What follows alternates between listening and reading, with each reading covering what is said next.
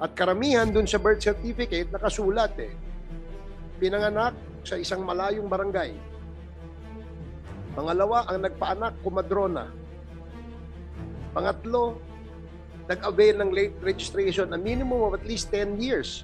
10 to, like this Alice Guo, she availed of the late registration 17 years after sa farm. Halos pare-pare, 90% na nag-avail niya na Chinese. Yun lang ang modus. Yun ang kanilang justification. Pinanganak ng kumadrona, hindi sa ospital pinanganak. Sa farm lagi pinapanganak. Thank you, Congressman Fernandez. That was a very good observation and we will get to that at the appropriate time. In the meantime, dito muna tayo mag-focus sa Mr. Chair. yes, Congressman Ako. May I request PSA to submit to us a copy of their contract with Unisys so that we can conduct a study. What are their obligations and other parts of the agreement? We have already submitted yesterday, last night, sir, The contract. the contract, the concession agreement. Yes, you have submitted it already. Thank you. Yes, sir. Okay, thank you, Congressman Akop. Moving forward, for the information of the honorable members, the PSA has created a technical working group. Correct me if I'm wrong, PSA. So Yes, you have sir. already created a technical working group as a result of our previous committee hearings in this committee. And because of this, they came out with a new guidelines as to the late registration implementation, correct? Yes, sir. Kasi nakakatawa nga naman na karamihan ng nag-a-avail nung late registration, LCR lang, o hindi kaya, iba wala pang endorsement from LCR, PSA issues directly an endorsement, kaya nagkakaroon sila ng birth certificate. At karamihan dun sa birth certificate nakasulat pinanganak sa isang malayong barangay. Pangalawa, ang nagpaanak, kumadrona. Pangatlo, nag-avail ng late registration, a minimum of at least 10 years. 10 to, like this Alice Guo, she availed of the late registration 17 years after sa farm. Diba? And we all know that. Diba? So this is quite, this is in fact ridiculous, no? Na halos pare-pare, 90% na nag-avail niya na Chinese. Yun lang ang modus. Yun ang kanilang justification. Pinanganak ng kumadrona, hindi sa ospital pinanganak. Sa farm lagi pinapanganak. Sa malayong lugar. So now that the TWG created by PSA as a result of our committee hearings has now made it difficult for anyone to avail of the late registration policy. Mr. Chair. Because of this, nakita natin na hindi na ganun kadali for the Chinese citizens na maka-avail nito. But another issue that was raised by Congressman Dan Fernandez dun sa Lenovo, Unisys, PSA engagement, no? Apparently, what Congressman Dan Fernandez is saying is that there could be some sort of a collusion, no, perpetuated by the Chinese company Lenovo and some PSA employees to justify or to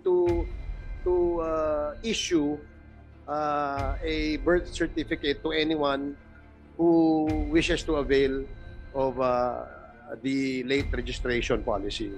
So, quickly lang, Chairman. Quickly lang. Very Hindi, quick lang. Sige. Kasi sabi niyo nagkaroon sila ng para tinatawag na what you call this committee to TWG. But may I be allowed to ask the COA para magkaroon na tayo ng tinatawag na auditing of this agreement that entered into by the PSA, because precisely the money that are being paid for this concession or for this public-private partnership are also owned by the Filipino people. Kasi nagcha-charge sila sa atin eh. Binabayaran din eh for certain years o hindi ko alam, and that's the reason why I wanted to have an audit report on this by the Commission on Audit to try to find out. Kasi dito, Mr. Chairman, miski doon sa, ito kasi ang inakusa sa kanila eh, sa United States eh. Nag-overprice sila sa, even in the employees.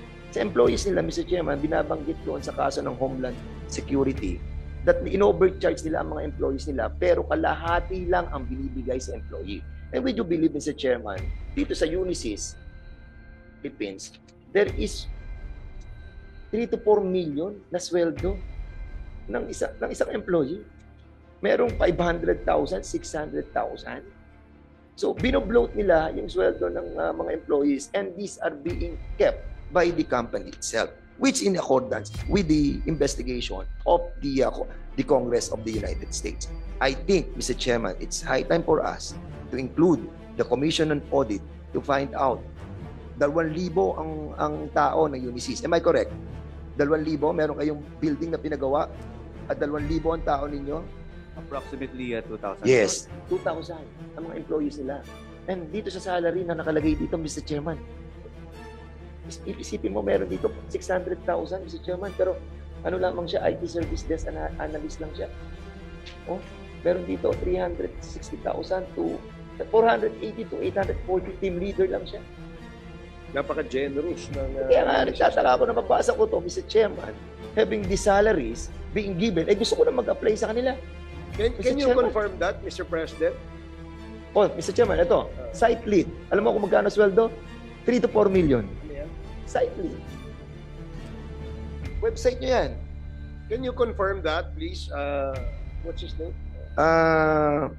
Mr. President, can you confirm Unisys. that these salaries If are... I may clarify, Your Honor, that information came from Glassdoor, and is that correct? Sorry, Correct. for me to confirm, right? This is correct. Yep, No, and is that's that correct? If the the information salary came from for the Glassdoor. US. Yes.